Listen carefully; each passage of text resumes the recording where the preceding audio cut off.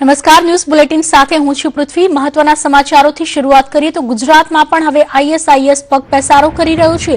વડોદરામાં પાણીની ટાંકી ઉપર આઈ લવ યુ આઈએસઆઈએસ નું લખાણ જોવા મળ્યું। પાણીની ટાંકી ઉપર ઇન્ડિયા ઇઝ નેક્સ્ટ એવું લખાણ પણ જોવા મળ્યું। વડોદરાની ઇન્કમટેક્સ કોલોનીની બિલ્ડિંગની ટાંકી ઉપર આ પ્રકારનું લખાણ જોવા મળ્યું હતું। હવે પોલીસ આ લખાણ કોણે લખ્યું તેની તપાસમાં લાગી છે। વધુ જાણકારી આપી રહ્યા છે અમારા સંવાદદાતા મનોજ શર્મા। મનોજ, જે લખાણ જોવા મળી રહ્યું છે, સમગ્ર મામલો કેવી રીતે પ્રકાશમાં આવ્યો? આ ગંભીર બાબતને લઈને કઈ દિશામાં તપાસ ચાલી રહી છે?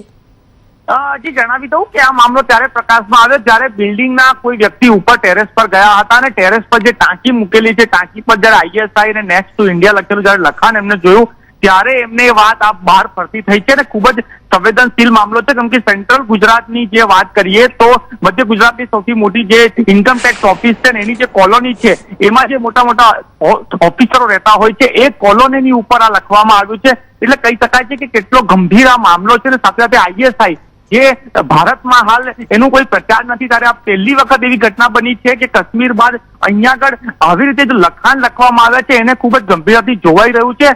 હાલ આ ઘટનામાં જે પોલીસ હવે અહીંયા આગળ પહોંચશે ને આની તપાસ કરશે કે આ કોણ લખ્યું છે, કેમ લખ્યું છે, પણ હાલ જે ફોટા બહાર આવ્યા છે કે જે ટાંકી પર લખાણ લખવામાં આવ્યું છે તે ખૂબ જ ગંભીર મામલો હાલ સુધી જણાવી આવે છે।